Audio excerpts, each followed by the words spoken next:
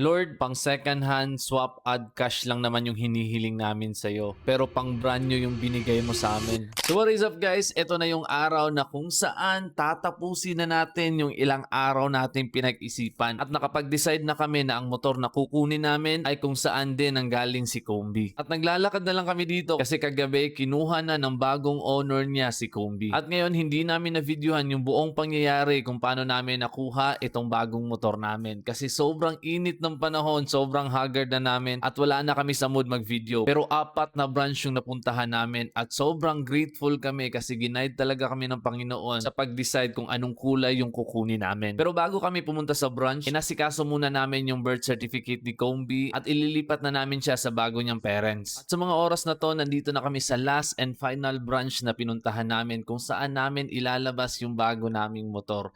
Sobrang grateful lang talaga kami kasi second hand, swap, add cash lang naman sana yung hinihiling namin. Pero dahil binless kami ni Lord sa pagiging affiliate, brand new yung nailabas namin. At sa mga oras na to, boy, ayan na yung bago nating motor. Oh my God, ang ganda niya sa personal, man.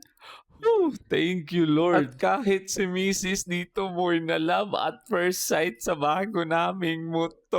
Man, hindi ko lubos akalain na mabibili namin to ng cash and purely katas to ni TikTok. Nagbunga talaga yung ilang buwan naming effort, pinaghirapan araw at gabi, nagtiwala, nagdasal, gumalaw, and finally may bago na tayong motor. And of course, hindi lang naman to for personal use. Magiging subject ko rin to sa mga affiliate videos ko na paparating. Kaya sa mga kapwa ko affiliate dyan, boy, ako na nagsasabi sa inyo, patuloy lang kasi darating talaga yung panahon na makakamit mo yung hinihiling mo. Sino ba namang mag-aakala na ang isang small affiliate dito sa TikTok, walang personal branding, ay nakapundar na ng ganitong motor? Thank you, Lord. Again, tiwala, dasal at gawa. Kita-kits sa mga next vlog natin at ipapakilala namin itong bago naming motor.